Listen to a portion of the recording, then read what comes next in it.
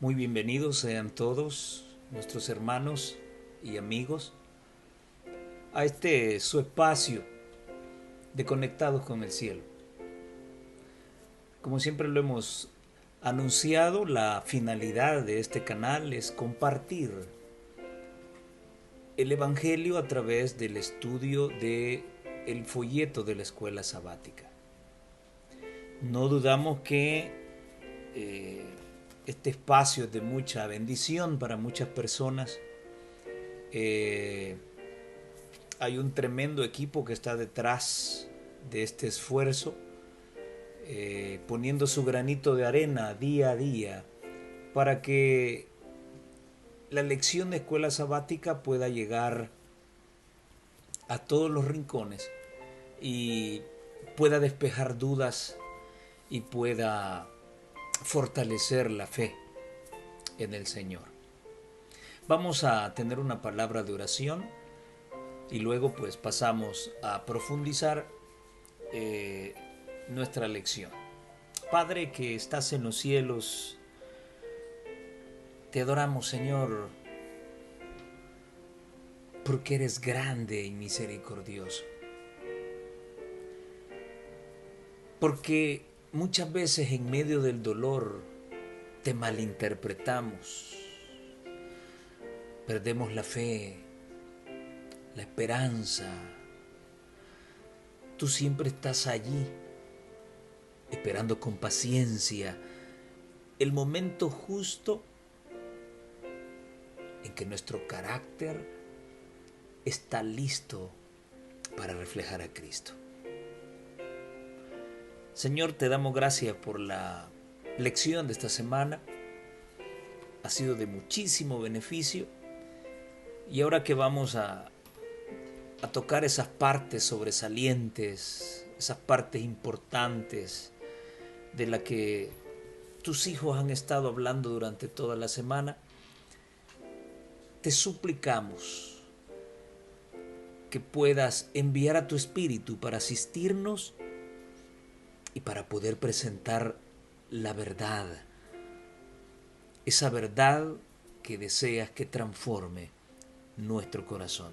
En tus manos, Señor, nos ponemos en el precioso nombre de Jesús.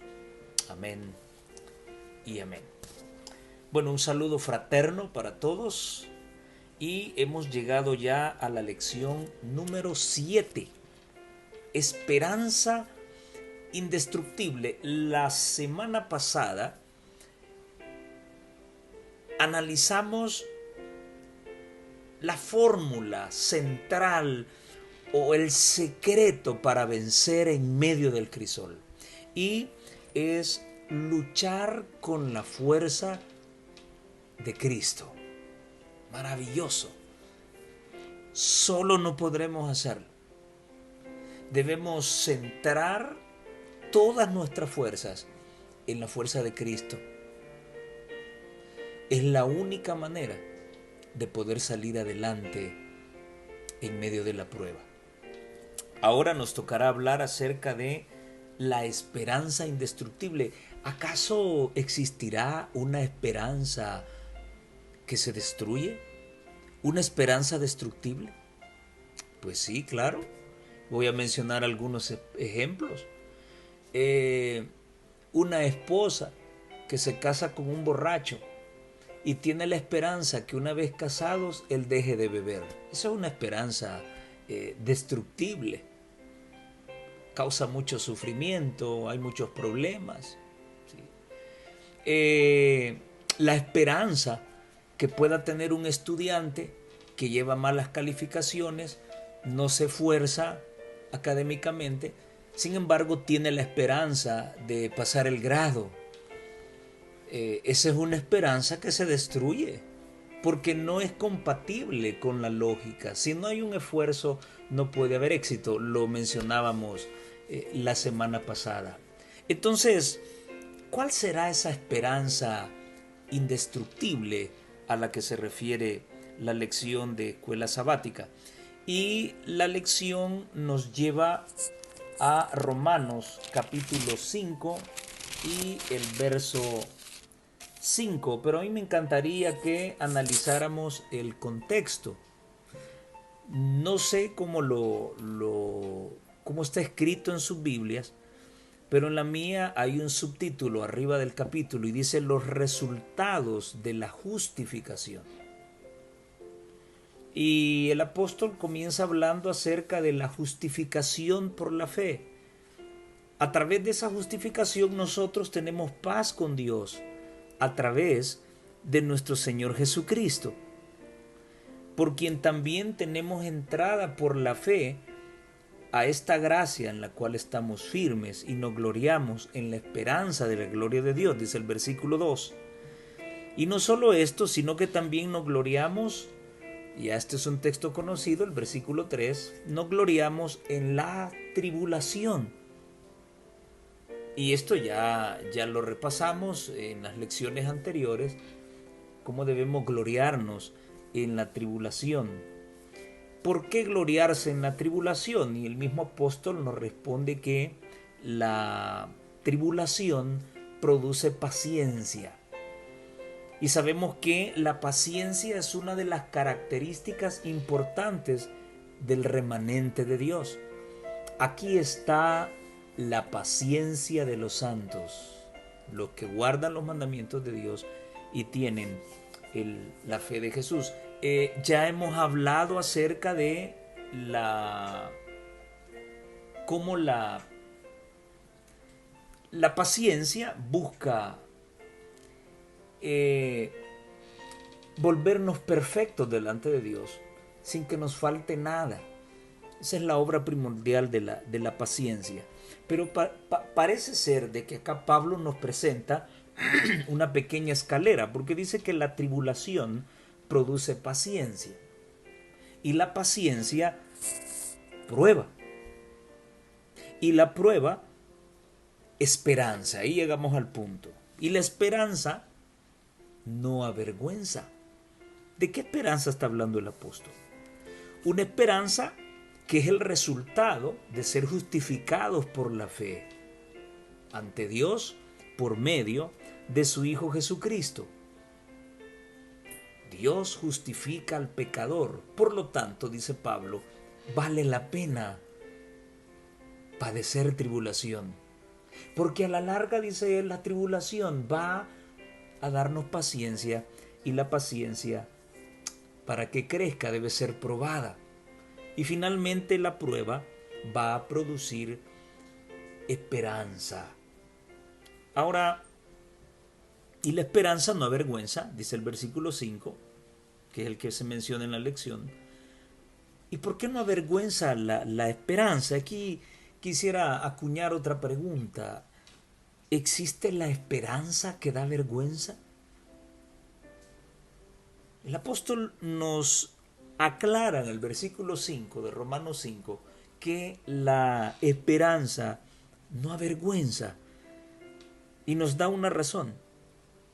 No avergüenza porque el amor de Dios ha sido derramado en nuestros corazones. De alguna manera, cualquiera que sea tu historia, no importa tu raza, tu sexo, tu descendencia, de dónde vengas, quién has sido, pero si eres cristiano, de alguna manera, eres el testimonio vivo del amor de Dios en tu vida.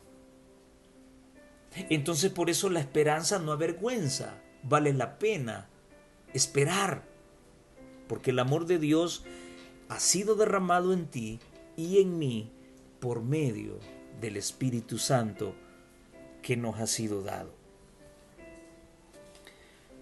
Se escucha bonito, ¿no?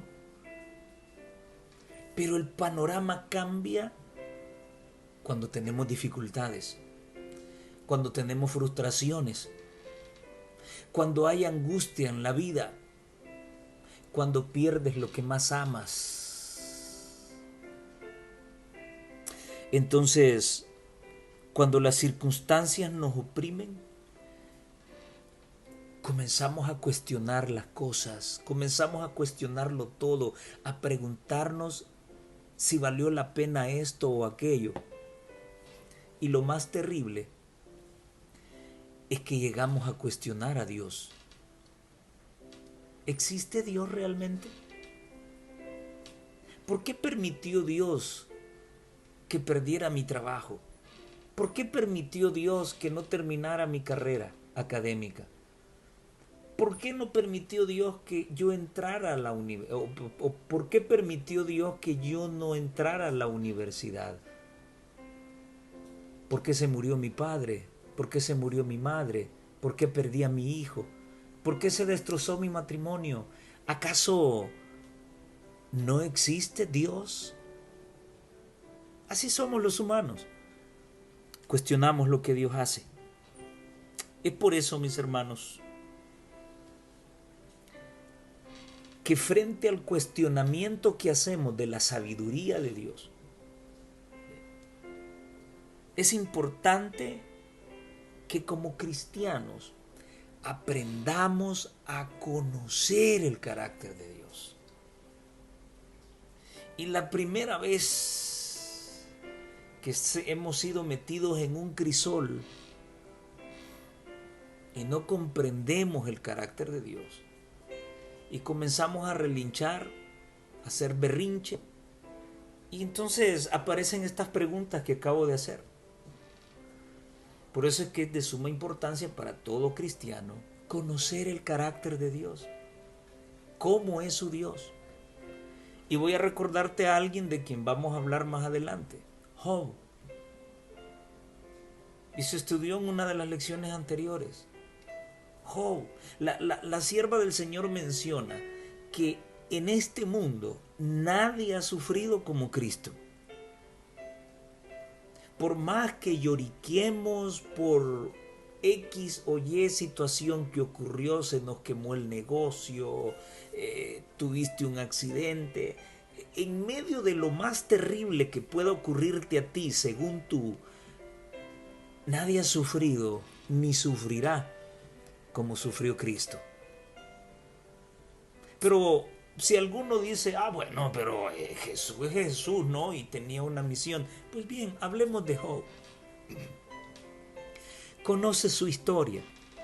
El capítulo 1 da un resumen de todo lo que ocurrió en Job. ¿Cómo reaccionó Job? Así como las preguntas que acabo de realizar. ¿Por qué esto? ¿Por qué lo otro? ¿Qué acaso Dios no existe? No. Desnudo vine a este mundo y desnudo me voy a ir. Jehová dio, Jehová quitó. Sea bendito el nombre de Jehová. Oye, para decirlo con esa serenidad en el corazón, eso es el resultado de conocer a Dios. De conocer quién está detrás de todo eso. Y cuando su esposa le dice, ¿recuerdan? Maldice a Dios y muérete. Oye, estás hablando como cualquier persona irracional, le dice Job. ¿Acaso solamente podemos esperar el bien de parte de Dios? ¿Acaso no podemos esperar el mal? ¡Wow! Parece ser que este varón, recto y perfecto, sabía quién era Dios. No solo era su padre, era también su amigo y su confidente. ¿Ves qué importante es para todo cristiano conocer quién es Dios realmente? Porque entonces estarás tranquilo y ocurrirá lo que Pablo dice: te gozarás en las tribulaciones. ¿Por qué?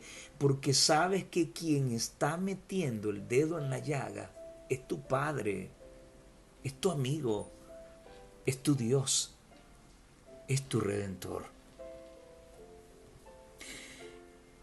Cuando conozcamos el carácter de Dios, entonces nuestra fe, nuestra esperanza, nuestra paciencia, nuestro amor y nuestra devoción hacia Dios nunca van a decaer. Cuando conozcamos a profundidad limitada, ya voy a explicar esto, cuando conozcamos a profundidad limitada el carácter de Dios, entonces no importará el lugar donde te encuentres. En cualquier crisol,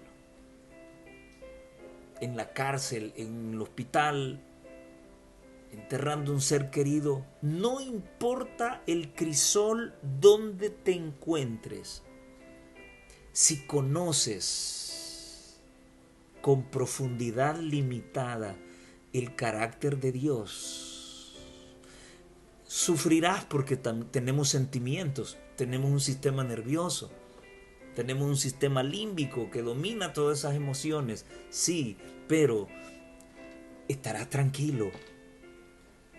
Sufrirás diferente como sufren los que no tienen esperanza. Es precioso esto. ¿Por qué hablo de una profundidad limitada? Porque por más que te esfuerces, nunca vas a llegar a conocer el carácter de Dios. Entonces, al hablar de una profundidad limitada, me refiero a conocer lo básico, lo mínimo que necesitamos conocer de Dios para salvarnos, para tener fe en Él. Este mundo se acabará, nuestras vidas se acabarán y no terminaremos de entender el carácter de Dios, que es amor. Es tremendo esto. Quiero compartir contigo lo que dice la sierva del Señor. Y lo dice en Mi Vida Hoy, 30 de junio, en la página 192. Cuando lleguen las pruebas, dice ella, hablando acerca de cuál es la esperanza que se toma del brazo de Dios. Dice ella, cuando lleguen las pruebas, recordad que éstas son enviadas para vuestro bien. Cuando las pruebas y tribulaciones os aflijan, recordad que fueron enviadas para que pudierais recibir renovada fuerza y mayor humildad de manos del Señor de la gloria. ¿Para qué?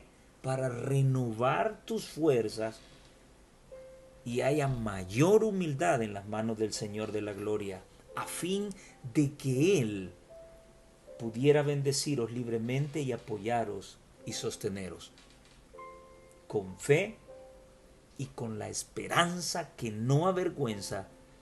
Aferraos a las promesas de Dios. La Biblia está llena de ejemplos de seres humanos que se aferraron a Dios con esa esperanza que no avergüenza. La esperanza que da vergüenza no es esperanza.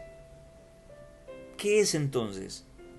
Es solamente un interés fingido. Por eso necesitamos las pruebas, los crisoles, para que nos demos cuenta por nuestra propia experiencia qué significa Dios en nuestra vida. ¿Cuánto lo conocemos? ¿Cuán seguro estamos de que Él es nuestro Dios?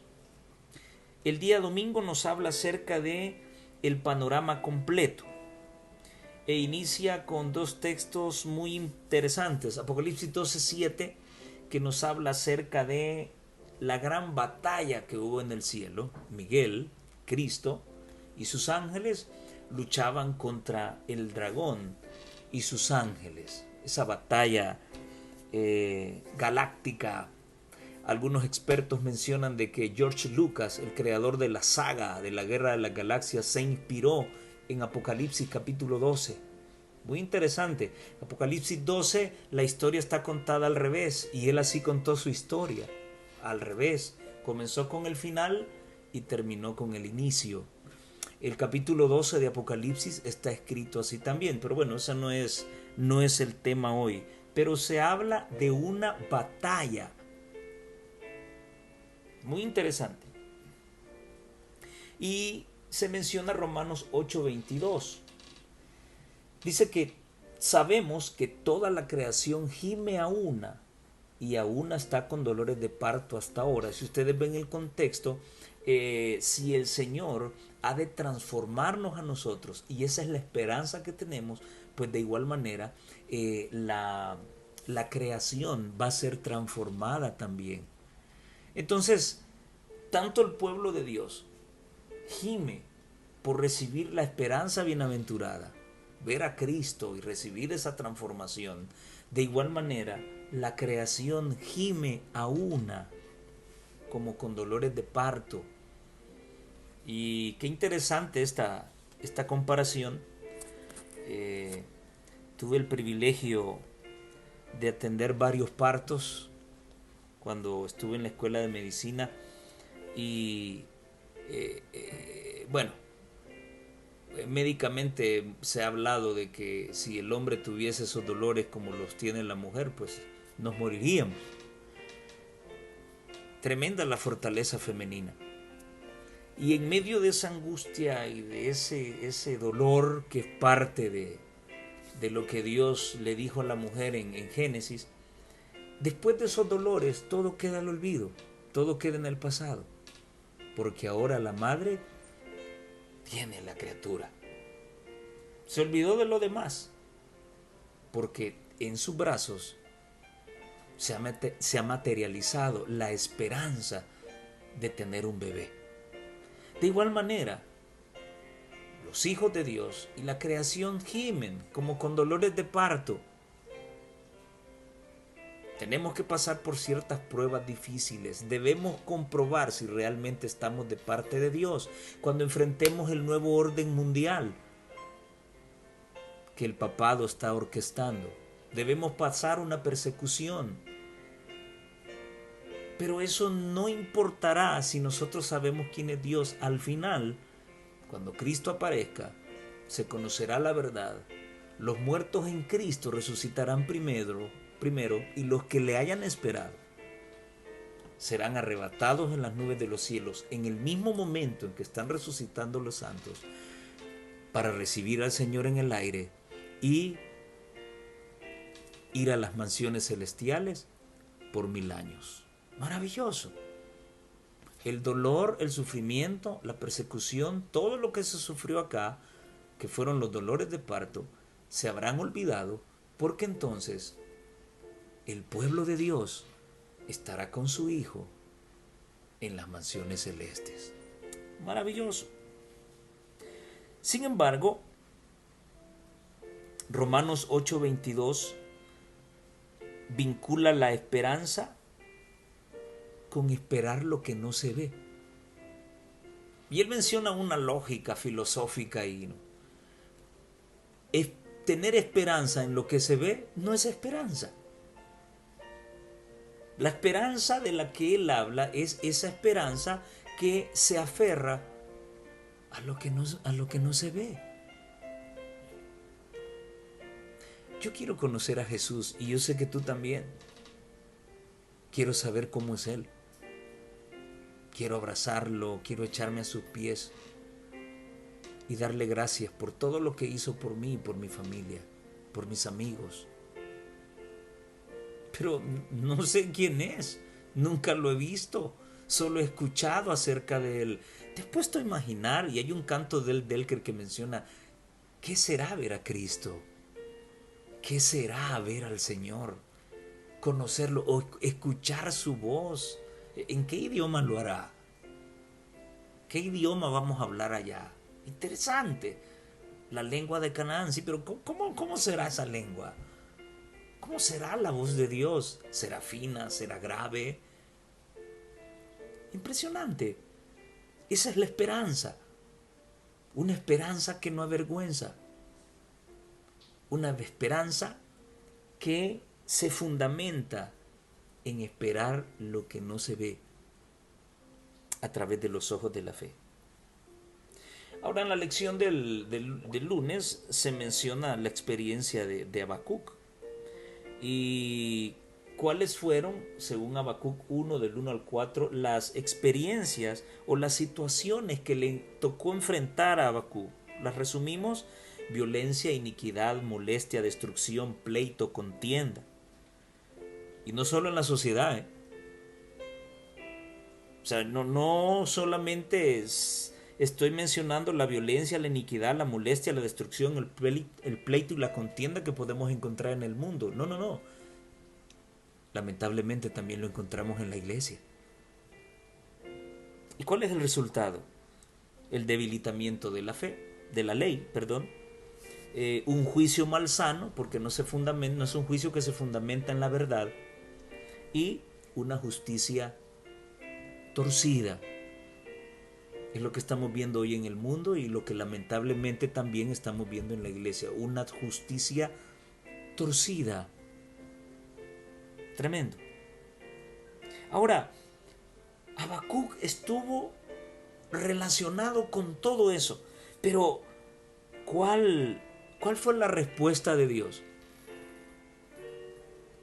Y entonces Dios pudo haber dicho, oye, Habacuc, de veras que hay mucha violencia en el mundo y en la iglesia, hay mucha iniquidad, hay mucha molestia, hay destrucción, hay pleito, hay contienda.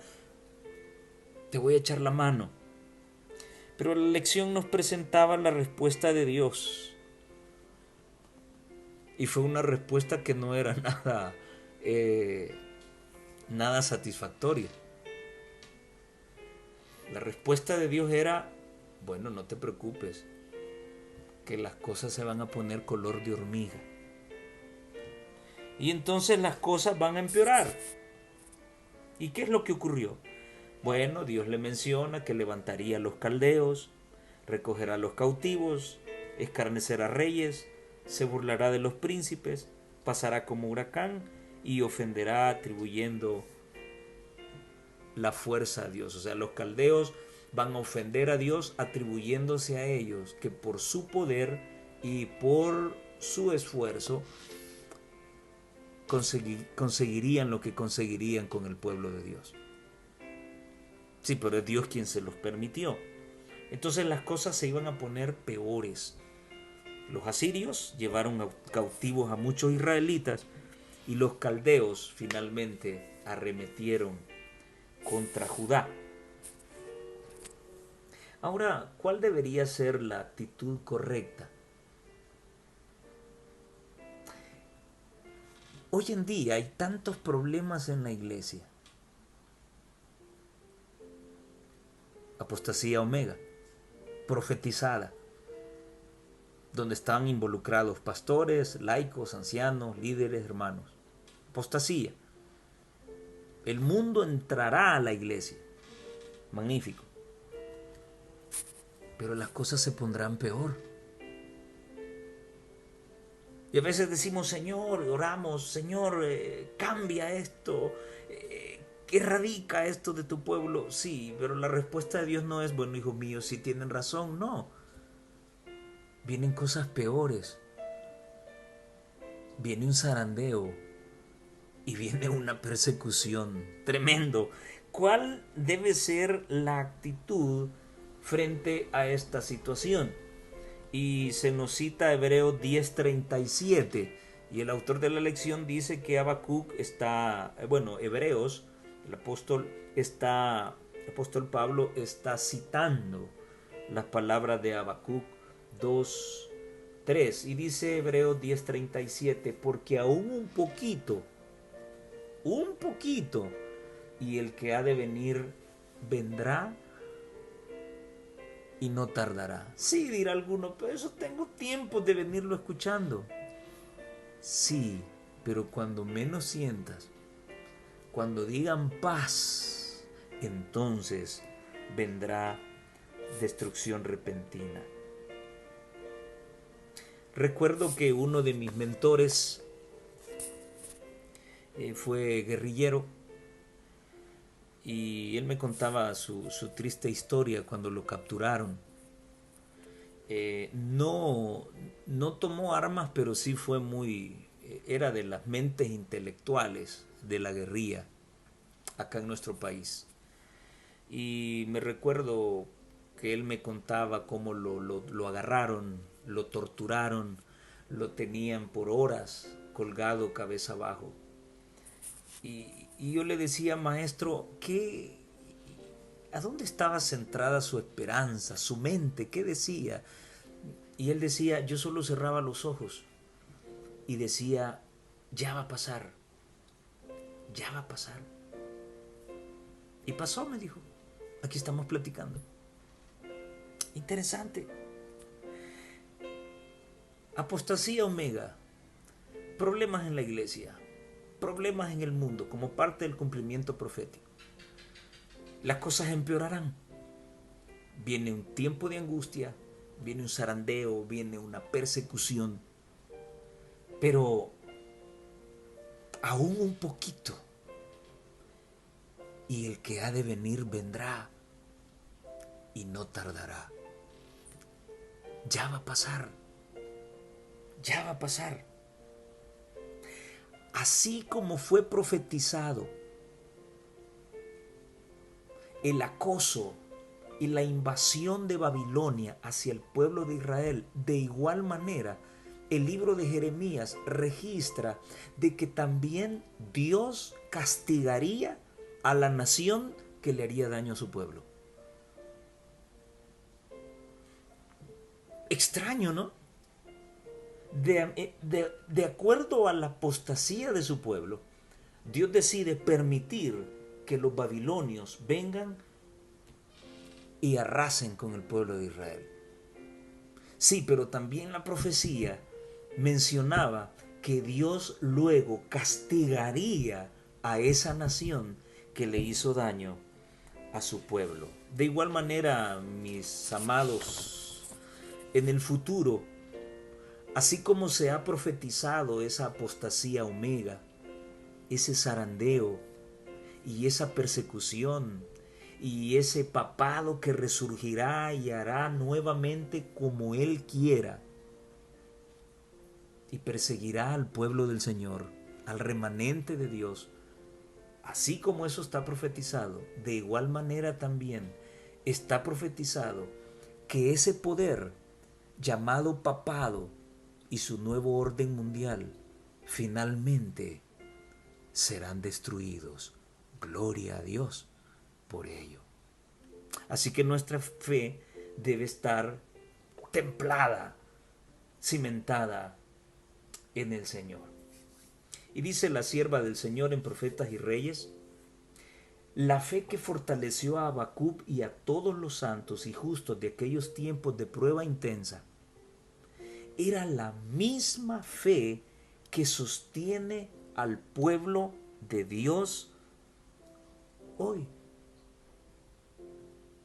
¿Cuál es la fe que debe sostener al pueblo de Dios hoy? La fe de Habacuc. ¿Han escuchado ese dicho, no? Salí del fuego para ir a caer a las brasas. Es precisamente lo que ocurrió en la experiencia de Habacuc. Pero la liberación había sido prometida. Y Habacuc tenía puesta la esperanza en cosas que no se miraban. Simple y sencillamente confiaba en la promesa, en las horas más sombrías, en las circunstancias más amedrentadoras. El creyente puede afirmar su alma en la fuente de toda luz y poder. Día tras día, por la fe en Dios, puede renovar su esperanza y valor. El justo en su fe vivirá. Al servir a Dios, no hay por qué experimentar abatimiento, vacilación o temor, dice ella. El Señor hará más que cumplir las más altas expectativas de aquellos que ponen su confianza en Él.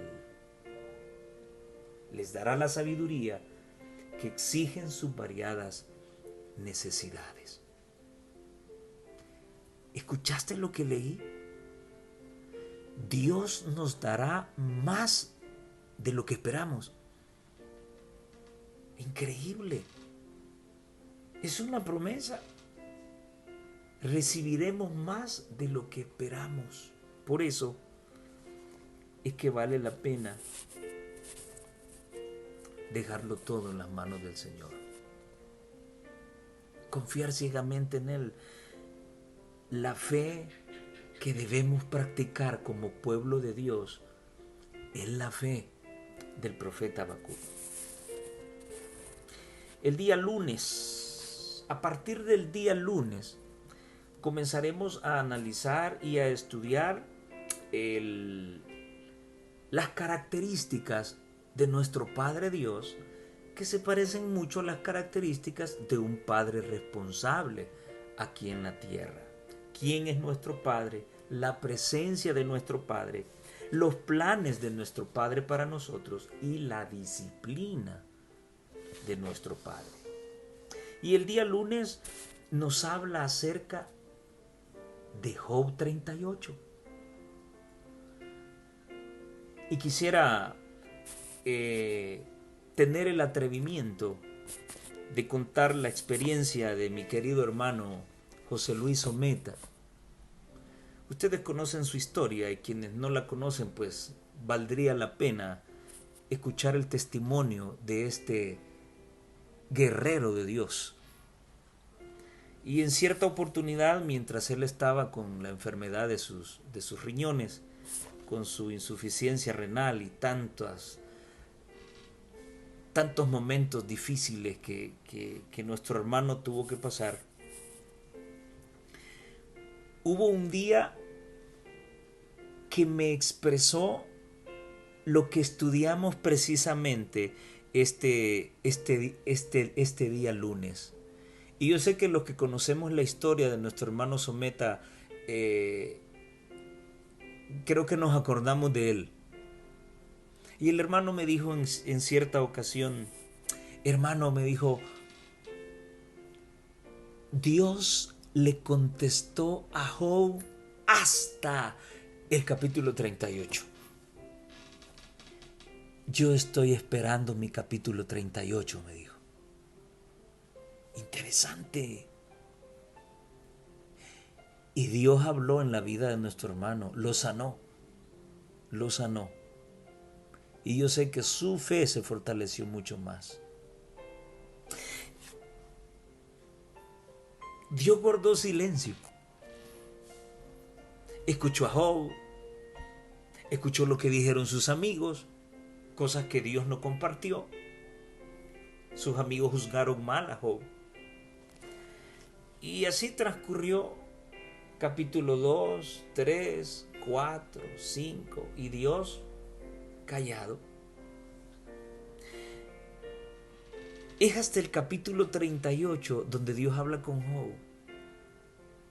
Y qué extraño. Dios comienza a mostrar una serie de situaciones que puso en actividad la lógica de Job. Y comienzan un montón de preguntas, ¿no? ¿Dónde estabas tú cuando yo colgaba los planetas en el cielo? ¿Sabes tú quién le dice a la cabra que ha llegado el tiempo de su alumbramiento? Óigame, tremendo. Hasta el día de hoy la ciencia tiene una somera idea de lo que ocurre en el parto. ¿Quién le avisa al bebé que ya es el tiempo de patalear? Bueno, de lo que recuerdo es acerca de la unión de los puentes de prostaglandinas. Pero eso es lo más. Hasta el día de hoy no hay nada definido. Solo sabemos que el parto viene y punto. Pero ¿quién le dice al niño que ya es el momento de nacer? Y comienza Dios a platicar con su siervo. Y el ojo inexperto podrá descubrir que Dios está humillando a su siervo. Pero esta semana, queridos amigos y hermanos, aprendimos que el silencio de Dios ante Job y sus respuestas sacan a flote la ignorancia de su siervo para demostrarle que la verdadera esperanza se esconde en Dios y no en el ser humano. Pobrecito el mundo católico, cree ciegamente en la humanidad de un papa. Tremendo. Muchas veces Dios tiene que sacar a flote nuestra ignorancia a través de cosas que Él hace para demostrarnos que es Él el que tiene el control de todas las cosas, para demostrarnos que es Él el centro de esta obra que se está escribiendo, la obra de la redención. Es Él la fuente de la sabiduría y no los hombres. La sierva del Señor dice lo siguiente: se creía generalmente entre los judíos que el pecado era castigado en esta vida. Se consideraba que cada aflicción era castigo de alguna falta cometida por el mismo que sufría o por sus padres. ¿Recuerdan aquel joven ciego que Jesús le devolvió la vista? Los escribas y fariseos habían llegado a la conclusión que él o alguno de sus padres habían pecado y por eso él nació así. Eso es lo que se creía antes. Es verdad, dice ella, leo El deseo de todas las gentes, páginas 436 y 437. Es verdad que todo sufrimiento es resultado de la transgresión de la ley de Dios. Es cierto, dice ella. Pero esta verdad había sido falseada. Y aquí entra el mismo de siempre. Satanás, el autor del pecado y de todos sus resultados, había inducido a los hombres a considerar la enfermedad y la muerte como procedentes de Dios. Y todavía se considera así. Qué fulminante fue el cáncer de tu papá, qué tremendo. Bueno, Dios sabe por qué, ¿verdad? Él se lo llevó. Oh, Dios mandó el cáncer. ¡Wow! Va un avión volando y con 200 personas a bordo y el avión explota y no queda ningún sobreviviente. Bueno, Dios sabe por qué hizo eso, ¿no? Dios es el culpable. ¿Te has puesto a pensar en eso? Nadie le echa la culpa al diablo.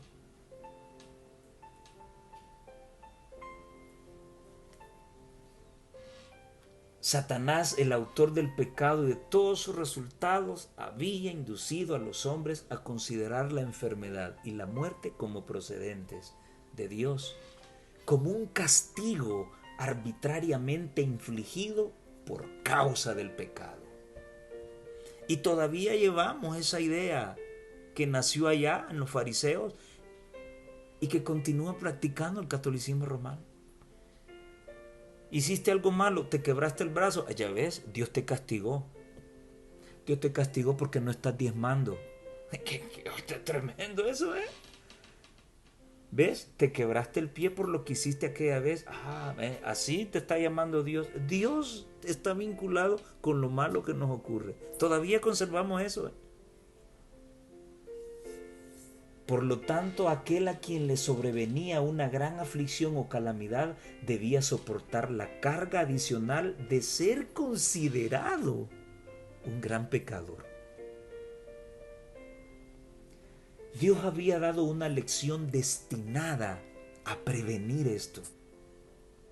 La historia de Job había mostrado que el sufrimiento es infligido por Satanás, pero que Dios predomina sobre él con fines misericordiosos. Pero Israel no entendía la lección. Al rechazar a Cristo, los judíos repetían el mismo error por el cual Dios había reprobado a los amigos de Job. Los discípulos compartían la creencia de los judíos concerniente a la relación del pecado y el sufrimiento.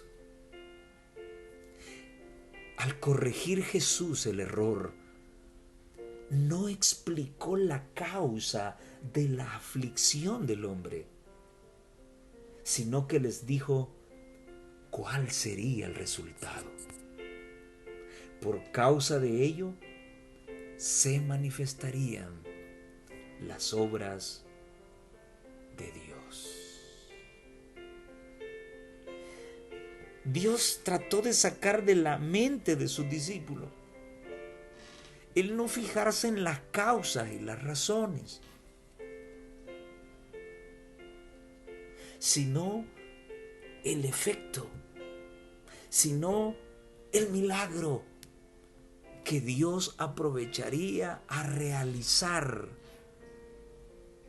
en esa persona atormentada. Como dijo alguien por ahí, los milagros no se explican, solamente se aceptan. Y una vez que lo recibes, bueno, medita qué es lo que hiciste mal, ¿sí? Y ponte a cuentas con Dios, ¿sí? Qué interesante. ¿Qué ejemplo más grande tenemos en Job? Repetimos, Dios no estaba humillando a Job. Estaba sacando a flote su ignorancia para decirle, debes creer en mí, porque yo soy el que sostengo todo con mi mano. Y si confías en mí, entonces el éxito será seguro.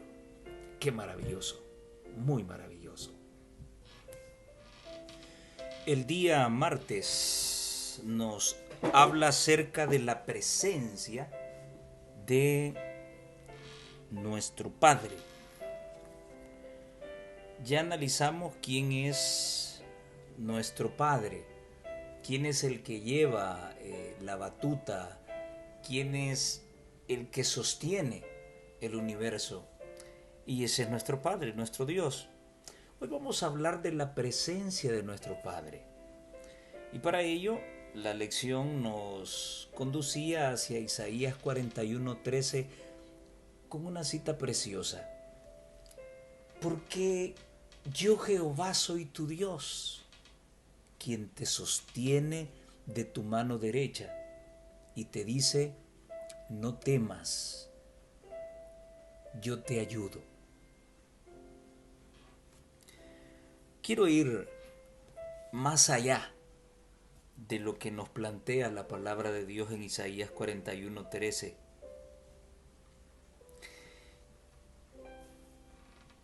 Yo soy Jehová tu Dios, dice él, quien te sostiene de la mano derecha. Él mismo describe una actividad que puede verificarse en la relación entre un padre y su hijo. Su hijo pequeño, su pequeñito, debe tomarlo de la mano. La presencia de nuestro Padre. ¿Cuán cercana sientes la presencia de Dios cuando has perdido el trabajo? ¿Cuán cerca sientes a Dios cuando tu matrimonio se ha destruido? Cuando tu esposa te ha traicionado o tu esposo te ha traicionado. ¿Cuán cerca sientes a Dios cuando has perdido a tu padre, a tu madre, a un familiar querido, a un hijo, a una hija?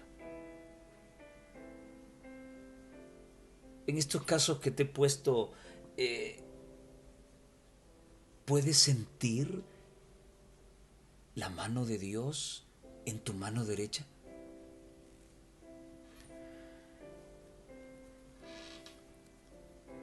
Cuando Dios parece distante, ¿quién es el que se ha alejado? ¿Quién es el que se ha movido? Cuando las cosas van mal,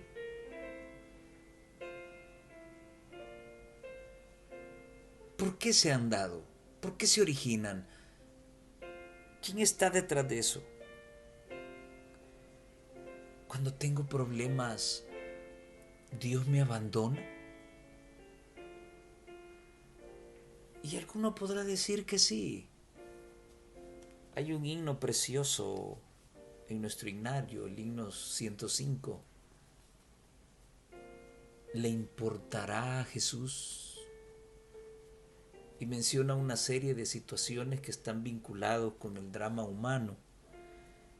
Dios nos abandona cuando hay problemas. Y la lección del martes nos invitaba a reflexionar en Isaías 41, del 8 al 14, en donde hay una serie de situaciones en donde Dios trata de asegurarle a su pueblo cómo nos ve Él. Siervo mío eres tú, yo te escogí, te tomé de los confines de la tierra, de tierras lejanas te llamé, te dije mi siervo eres tú, te escogí, no te deseché, por lo tanto no temas, porque yo estoy contigo. Dios está conmigo y acabo de enterrar a mi familiar amado. Bueno, si yo te lo hubiera dicho, entonces tendrías razón de dudar. Pero lo está diciendo Él. Yo estoy contigo. No desmayes. Porque yo soy tu Dios que te esfuerzo. Siempre te ayudaré. Siempre te sustentaré con la diestra de mi justicia. He aquí que todos los que se enojan contra ti van a ser avergonzados, confundidos, van a ser como nada y perecerán los que tienen pleito contigo. Buscarás a los que tienen contienda contigo y no los vas a encontrar. Serán como nada y como cosa que no es aquellos que te hacen la guerra. Y escucha el versículo 13. Yo soy Jehová tu Dios, quien te sostiene de la mano derecha y te dice, no temas, yo te ayudo. No temas vosotros los pocos de Israel, yo soy tu socorro, dice Jehová, el Santo de Israel es tu Redentor. Dios está conmigo a pesar de los problemas. Yo considero que el problema, mis hermanos, consiste en que nosotros nos enfocamos en la situación que estamos viviendo en un momento determinado ubicado en la unidad de tiempo. Pero,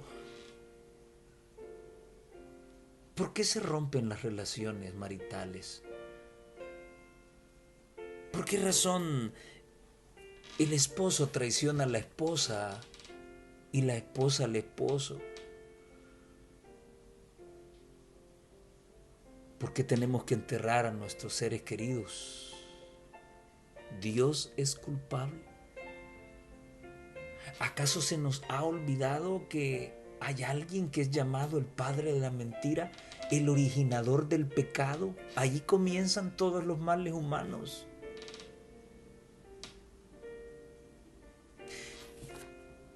Mientras estemos en este mundo, por causa del pecado, tenemos que sufrir. Y todo lo que leíste esta semana en Isaías 41 es la más grande y preciosa realidad de parte de Dios. Que te dice, en este mundo, mientras vivas aquí, vas a encontrar sufrimiento. Pero yo quiero decirte, dice el Señor, que no temas. Porque yo te escogí a ti, yo puse mi mirada en ti, tú eres especial para mí. Yo te voy a tomar a ti de tu mano derecha. Sí vas a llorar, sí vas a sangrar, pero el dolor te va a hacer más fuerte si permites que te tome con mi mano. ¿Estás entendiendo dónde está el secreto de esto? ¿Acaso Dios es el originador del mal? Ahora parece ser que el panorama se pinta diferente. ¿Qué significa la expresión la presencia de Dios en nosotros? Tres cosas. Los propósitos de Dios están con nosotros. Las promesas de Dios están con nosotros. Y el poder transformador de Dios también está con nosotros. Testimonios para la Iglesia, tomo 5, la página 691, dicen lo siguiente. todo el amor paterno que se haya transmitido de generación a generación por medio de los corazones humanos, todos los manantiales de ternura que se hayan abierto en las almas de los hombres, son tan solo como una gota del ilimitado océano cuando se comparan con el amor infinito e inagotable de Dios. La lengua no lo puede expresar. La pluma no lo puede describir. Podéis meditar en él cada día de vuestra vida. Podéis escudriñar las escrituras diligentemente a fin de comprenderlo. Podéis dedicar toda facultad y capacidad que Dios os ha dado al esfuerzo de comprender el amor y la compasión del Padre Celestial. Y aún queda su infinidad. Podéis estudiar este amor durante siglos sin comprender nunca plenamente la longitud, la anchura, la profundidad y la altura del amor de Dios al dar a su Hijo para que muriese por el mundo. La eternidad misma no lo revelará nunca plenamente. ¿Te das cuenta por qué razón yo te hablaba de la profundidad limitada en conocer el carácter de Dios? Nunca va a ser revelado plenamente. ¿Por qué? Porque entonces Él dejaría de ser Dios. El amor de Dios no es solamente todo lo que está escrito en su palabra. Hay más, mucho más. Es una inmensidad tan grande y algún día, lo sé, Él me explicará la razón de cada herida en mi corazón. Dios me mostrará cuántas veces estuve al borde de la muerte y Él envió a su ángel para rescatarme. Y que no son solamente las veces contadas en que yo pude dilucidar que realmente Él me había rescatado. Serán muchas más.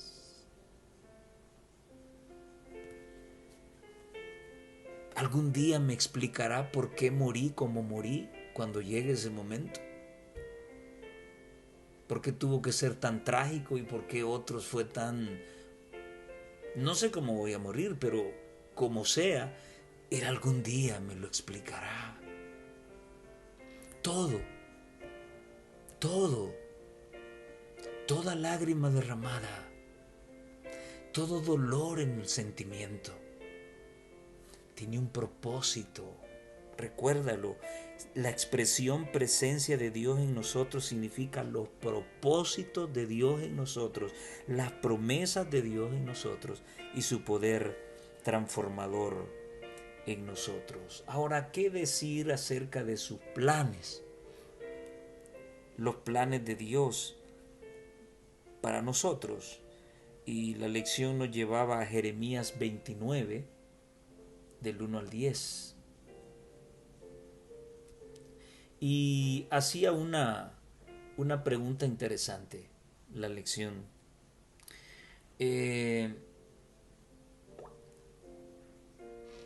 Todos anhelan tener esperanza, decía el autor, pero ¿dónde encontrar esa esperanza? En la sonrisa de un amigo, el abrazo de un amigo, el abrazo de una madre, de un padre.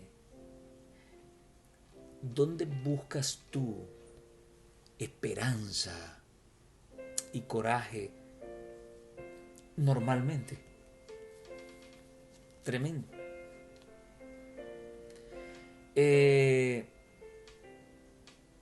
Jeremías 29 nos habla de un evento interesante vinculado entre la nación judía y Jerusalén. Y pues los profetas de Sedequías hablaban de paz, de prosperidad, que vendrán tiempos maravillosos, muy parecido a lo que ocurre hoy en nuestra sociedad y lo que ocurre dentro de nuestras iglesias. Oh no, si esos que andan predicando de la bestia y del papado y de no oigan eso, ese es alarmismo, es esto mismo.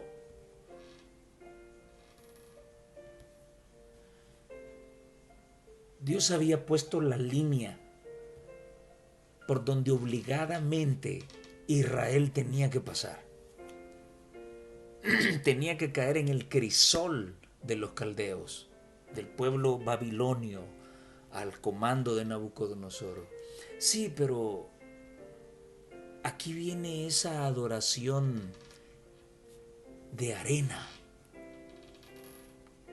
que vemos en muchos adventistas del séptimo día hoy. No se preocupen, decían los profetas. La victoria está asegurada. No va a pasar nada. Jeremías es un alarmista. Y Jeremías estaba enfocado en la misión que Dios le había dado.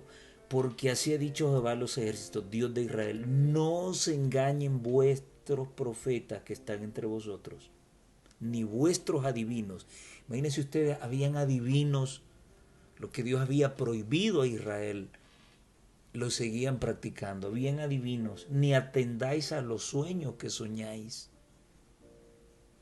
porque falsamente os profetizan ellos en mi nombre. No los envié, ha dicho Jehová. Porque así dijo Jehová, cuando en Babilonia se cumplan los 70 años, yo os visitaré y despertaré sobre vosotros mi buena palabra para hacerlos volver a este lugar. El castigo les va a caer y van a estar prisioneros.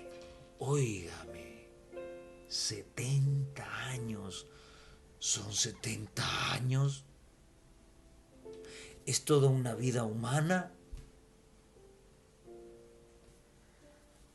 Pero después de esos 70 años, Él visitaría a su pueblo y los haría volver a la tierra que un día les prometió.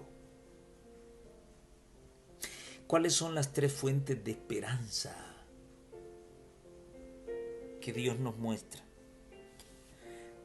¿Dónde habrá centrado su esperanza Israel en ese momento? Y si no mal recuerdo, en este evento,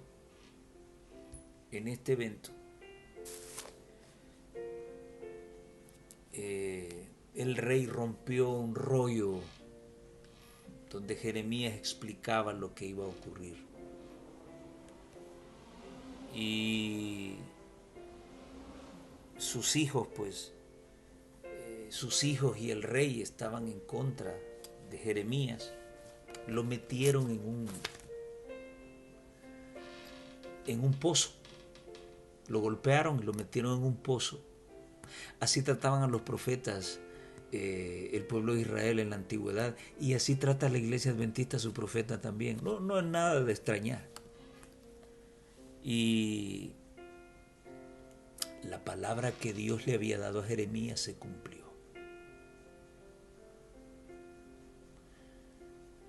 A Sedequías lo amarraron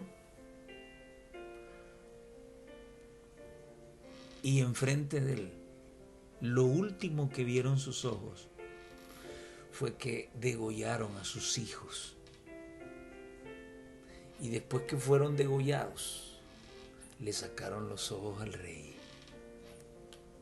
Todo lo que Dios había dicho se había cumplido. Todos los que están en contra del ministerio de la sierva del Señor, todos los que están en contra del mensaje del tercer ángel, todos los que están en contra de la reforma pro salud, no me importa el título que ostenten ni la posición que ocupen dentro de la iglesia. Todos los que están en contra de lo que acabo de decir son mentirosos, son falsos profetas y te están engañando. No viene un futuro promisorio para la iglesia. No lo viene, no viene. A muchos les conviene decirlo por el lujo y la ostentación con la que viven. Y lo que más interesa no es la oveja, sino la lana que produce la oveja. Entonces por eso, para algunos de ellos será un tiempo de éxitos. Pero la palabra de Dios no dice eso. Viene un zarandeo, viene una apostasía, viene una persecución. ¿Te dolió el estómago? Necesitas consagrarte más al Señor. Esos eran los planes de Dios para Israel. ¿Qué tan buenos somos nosotros que no vamos a pasar por una situación similar? Aquí se habla de Babilonia, se habla de Nabucodonosor, su rey. Babilonia despertará nuevamente y su rey, el papado, seguirá contra el pueblo de Dios. ¿Cuáles son las tres fuentes de esperanza de donde debemos tomar fuerza y coraje, según lo plantea el autor de la lección? Número 1, la tranquilidad que confiere saber que cuando me va mal no es casualidad. No es casualidad. Cuando me va mal no es casualidad. Hay un propósito, hay un plan que Dios tiene. Segundo, aún en medio de la dificultad, Dios puede obrar en tu favor. Y tercero, Dios pondrá fin a nuestro exilio. ¿Escucharon lo último que dijo el versículo 10 de Jeremías 29? Cuando se hayan cumplido los 70 años, yo los voy a visitar y entonces voy a hacerlos volver a este lugar. Cuando se cumplan los tiempos proféticos y el papado persiga al pueblo que guarda los mandamientos de Dios, que es paciente, que tiene el testimonio de Jesucristo, que tiene la fe de Jesús, entonces el Señor visitará este mundo por segunda vez y destruirá a nuestros enemigos y exaltará a todos aquellos que le esperan y que aman su venida. Eso está completamente asegurado. Estemos llenos de esperanza y de valor, dice la sierva del Señor.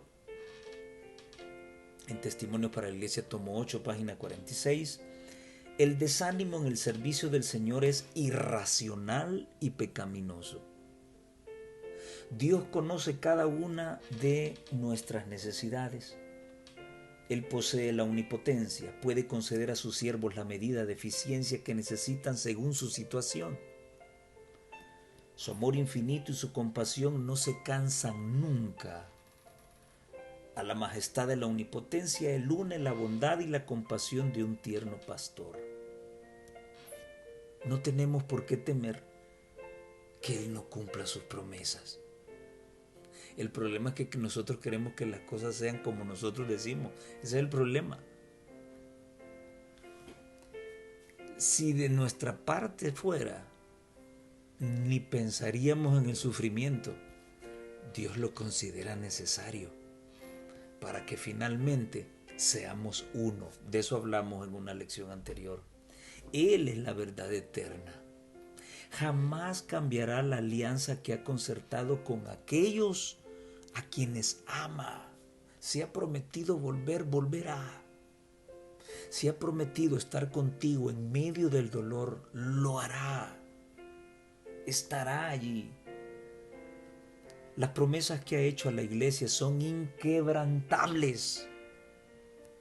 Hará de ella un ornamento para siempre, un motivo de gozo de generación en generación. Estudiad el capítulo 41 de Isaías y procurad comprender todo su significado. Qué interesante. Y bueno, ya estudiamos quién es nuestro Padre. La presencia de nuestro Padre en nosotros a pesar del dolor y la dificultad y los planes que Él tiene para nosotros. Aunque haya sufrimiento, dolor, pero todo tiene la intención de hacernos despertar y volver a Él. Ahora hablaremos de la disciplina del Padre.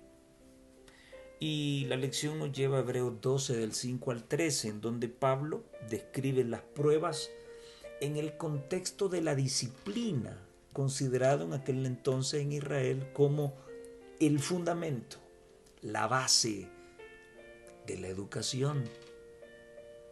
Sin disciplina no hay educación. Para poder aprender, para tener pericia en desarrollar algo, hay que tener mucha disciplina. En Hebreos capítulo 11 se nos presenta la historia de los héroes de la fe. Todos esos nombres, todas esas personas no eran dignas, o el mundo más bien no era digno de cobijarlos en su seno. Esos héroes de la fe en Hebreos 11 pareciera ser que eran de otro mundo. Tremendo. Hebreos 12 nos insta a pensar que si estos héroes de la fe lucharon, se aferraron a la promesa y vencieron de igual manera y terminaron la carrera de igual manera, nosotros podemos vencer y terminar la buena carrera de la fe. Ahora, ¿a dónde está el secreto? Y por favor, ponme mucha atención. Quizá voy a mencionar algo trillado, algo que lo conoces muy bien. Pero lamentablemente esas cosas que creemos que las entendemos tan bien y que son tan fáciles de entender en el momento de la prueba, son las primeras que se nos olvidan. ¿Cuál es la clave para poder vencer como los héroes de la fe de Hebreos 11 lograron vencer?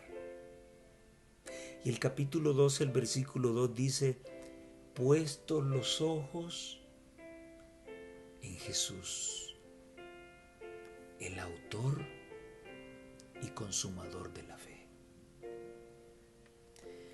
Mis ojos, los ojos de este mortal, no están puestos en ningún tan solo pastor, en ningún. Estos ojos no están puestos en ningún líder ni anciano de iglesia. Estos ojitos que algún día se han de comer los gusanos, o que algún día quizás el papado los va a sacar de sus órbitas, no están puestos en la vida de ninguno de mis hermanos de iglesia. Mis ojos no están puestos en ningún ser humano. Porque nadie, ninguno de ellos murió por mí en la cruz del Calvario. Yo me debo a ese que dejó su gloria ahí arriba y vino aquí por mí. A ese veo yo. Por eso es que las corrupciones que se dan dentro de la iglesia, los momentos de apostasía que veo en la iglesia, eso no me va a sacar. Y como decía un famoso predicador, si me sacan por la puerta, me vuelvo a meter por la ventana. Porque en primer lugar, esta iglesia es de todos, no es de un grupo selecto. Es de todos. Y el amo y señor de esta iglesia no es un grupo selecto, se llama Jesucristo. Y Él nunca te va a sacar. Nunca. Los hombres te pueden inventar cosas porque no comparten lo que la Biblia dice, sino que les encanta compartir lo que exalta su egoísmo, su idolatría y su amor por el dinero.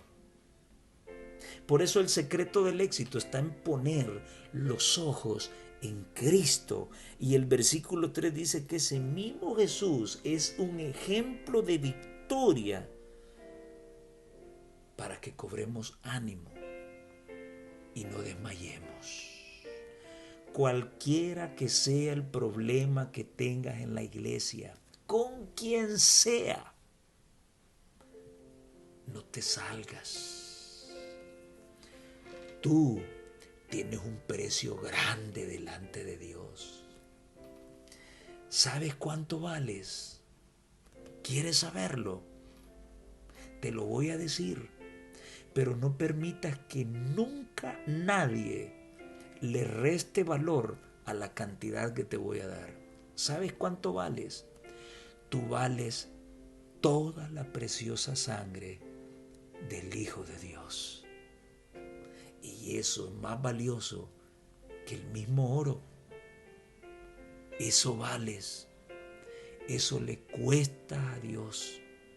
Para que un humano insignificante quiera rebajarte ese valor y quiera destruirte, no seas tontito. Piénsalo bien. Mira a Cristo y sigue adelante. Hechos de los Apóstoles, página 383. En esa experiencia de Pablo hay una lección para nosotros. Tremenda experiencia. ¿Cuál es? Nos revela la manera en que Dios obra. El Señor puede sacar victoria de lo que nos parece desconcierto y derrota. Estamos en peligro de olvidar a Dios, de mirar las cosas que se ven, en vez de contemplar con los ojos de la fe las cosas que no se ven. Cuando viene la desgracia o el infortunio, estamos listos para culpar a Dios de negligencia o crueldad. Si ve conveniente interrumpir nuestro servicio de alguna actividad, nos lamentamos, sin detenernos a reflexionar que así Dios puede estar obrando para nuestro bien. Necesitamos aprender que la corrección es parte de su gran plan y que bajo la vara de la aflicción el cristiano puede hacer a veces más por su maestro que cuando está ocupado en el servicio activo. Queridos hermanos, Cristo sigue siendo la clave del éxito. No hay otro nombre. No hay otra sangre. Confiemos en Él. Así como lo hizo Job. Así como lo hizo Habacuc. Y como lo hicieron una enorme cantidad de héroes mencionados en Hebreos 11. Dios es real. Dios existe. Es nuestro Padre. Nos ama.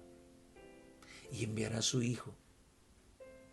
Porque el deseo intenso que late en su corazón es compartir la vida eterna con aquellos que aprendieron a sufrir en esta tierra y a confiar en sus promesas. ¿Estarás tú en ese grupo? Ojalá que así sea.